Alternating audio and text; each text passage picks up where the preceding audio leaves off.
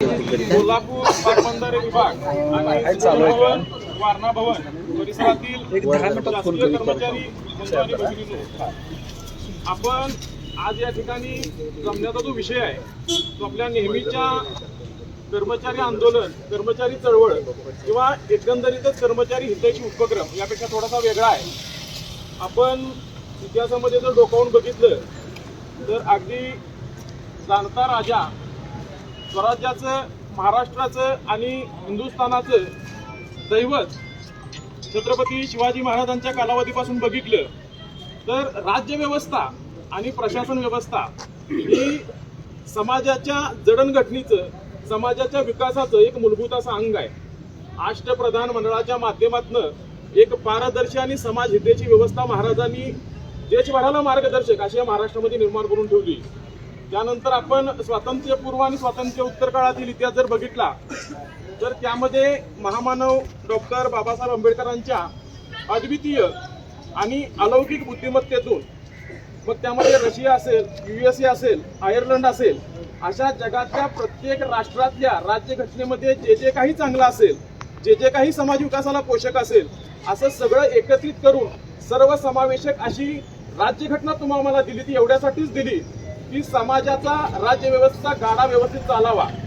आपण त्याच माध्यमातून आज, पूर्वी राजेशाही व्यवस्था होती, आज आपण सगळे तळागाळातनं, शेतकरी कुटुंबातनं, छोटे व्यापारी असतील किंवा इतर समाजातले सामान्य घटक असतील, या घटकातून एकत्रित आलेले आपण लोक आहे. आणि या राज्य व्यवस्थेचा, प्रशासनाचा, लोकशाही व्यवस्थेचा, प्रजातंत्राचा एक द्वितीय खांब म्हणून समर्थपणे आपण प्रशासनाचा गाडा ओढतोय. पण आज परिस्थिती वेगळी आहे. समाजामध्ये आपल्याविषयी असणारी लोकांची भूमिका ही वेगळी आहे. ही काय हो तर भ्रष्टाचारी आहे, लाचखोर आहे, पैसे घेतल्याशिवाय काम करत नाही. आज मला सांगा, त्या भारतामध्ये विजय मल्ल्या झाला, त्या भारतामध्ये नीरव मोदी झाला, तसे रतन टाटा पण झाले की नाही जगाला मार्गदर्शक. मग जर प्रत्येक घटकामध्ये जसे वाईट आहेत तसे चांगले पण असतील तर 100% शासकीय कर्मचाऱ्यांना वाईट म्हणणं योग्य आहे का हो?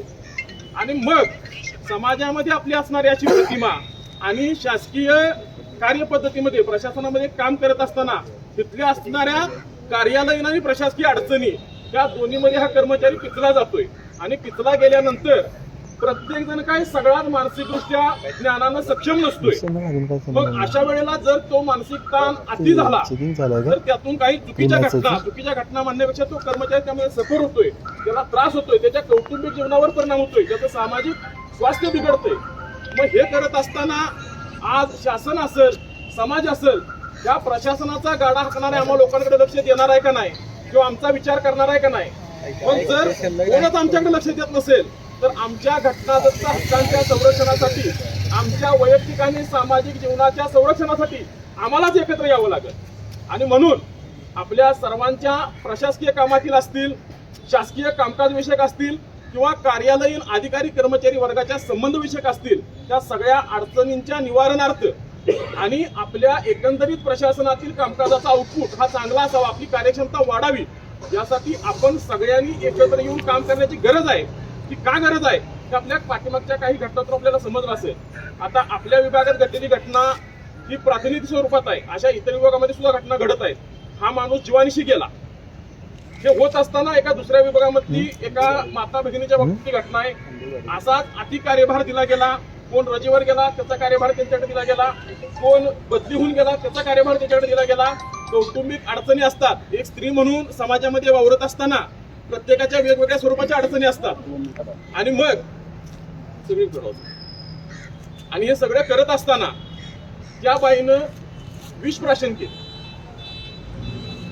कर्मधर्म संयोगाने त्या वाचल्या गेल्या. पण जर असं प्रत्येकाच्या बाबतीमध्ये, प्रत्येक विभागामध्ये घडायला लागलं तर शासकीय कर्मचाऱ्याला पण वाले आहे का नाही अशा स्वरूपाची परिस्थिती निर्माण होईल. म्हणून आपल्या संरक्षणासाठी, आपल्या हितासाठी आपणच सगळ्यांनी एकत्र यायचं आहे. प्रत्येक विभागामध्ये मग आता वरती सय्यदराव साहेब असतील, भालकरराव साहेब असतील, मेकॅनिकल बसरकीराव साहेब, विश्वजित पाटीलराव साहेब असतील, MPDला जोशीराव साहेब आहेत, बाकी प्रत्येक विभागातले जे जे आस्थापना विषयक ज्ञान अमित पाटीलराव साहेब आहेत, प्रत्येक त्या लोकांनी एकत्र येऊन आपल्या लोकांच्या शासकीय कर्मचारी हितसंवर्धक मंच म्हणून आपण सगळ्यांनी एकत्र येऊन ज्या कर्मचाऱ्यांच्या बाबतीमध्ये त्यांच्या प्रशासकीय अडचणी असतील त्या सोडवण्यासाठी आपण एकत्रितरित्या प्रयत्न करूया. आणि आज आपल्या सर्वांच्या साक्षीनं या ठिकाणी मी कोल्हापूर जिल्ह्यामध्ये पाटबंधारे विभागामध्ये महाराष्ट्र स्तरावरील सुरुवात म्हणून शासकीय कर्मचारी हितसंवर्धक मंच स्थापन झाला अशी मी घोषणा करतो। आणि हे सगळं होत असताना आपले जे काही प्रश्न असतील किंवा आपल्या कामकाजामध्ये सुधारणा करण्याच्या दृष्टिकोनातून जे काही निर्णय घ्यायचे असतील त्यासाठी आपण सगळ्यांनी एकमेकांना सहकार्य करूया। आणि आजच्या ह्या मंचाच्या माध्यमातून प्रत्येकानं स्वयंस्फूर्तपणे आपला सहभाग असेल, आपलं ज्ञान असेल, आपल्याकडे ज्या काही गोष्टी आहेत त्यामध्ये उतरून त्या आपल्या सगळ्या कर्मचारी बंधूंच्या हितासाठी प्रयत्न करूया। आता दुसरा एक थोडासा दुर्दैवाचा भाग की आपले कर्मचारी बंधू महेश कांबळे त्यांचं दुर्दैवाने त्यांनी टोकाचा निर्णय घेतला आणि जी घटना घडली ती खरोखर आपणा सर्वांच्यासाठी अत्यंत दुःखदायक अशी आहे। त्यांचं जे कुटुंब आहे, अगदी 2 लहान मुले आहेत त्यांच्या, त्या कुटुंबाला कुठंतरी आपण त्या कुटुंबाचा आधार असताना कुठलाही निर्णय घेत असताना आपल्याला जसे अडचणी निर्माण होत असतात तसे मार्ग पण निघत असतात आणि आपल्याला मदत करणारी लोक असतात। मी त्या घटनेच्या माध्यमातून विनंती करणं हे मलाही रास्त वाटत नाही। मी आपला सगळ्यांना एक विनंती करतो की कुठलाही निर्णय घ्यायचा असू दे, आपण सगळे एक आहोत। प्रत्येक प्रश्नावर उत्तर असते, प्रत्येक अडचणीला मार्ग असतो, त्याची कुठेतरी जाणीव ठेवून कुठलाही टोकाचा निर्णय तर आपण घेणारच नाही, पण कोण जर घेत असेल तर त्यालाही परावृत्त करूया।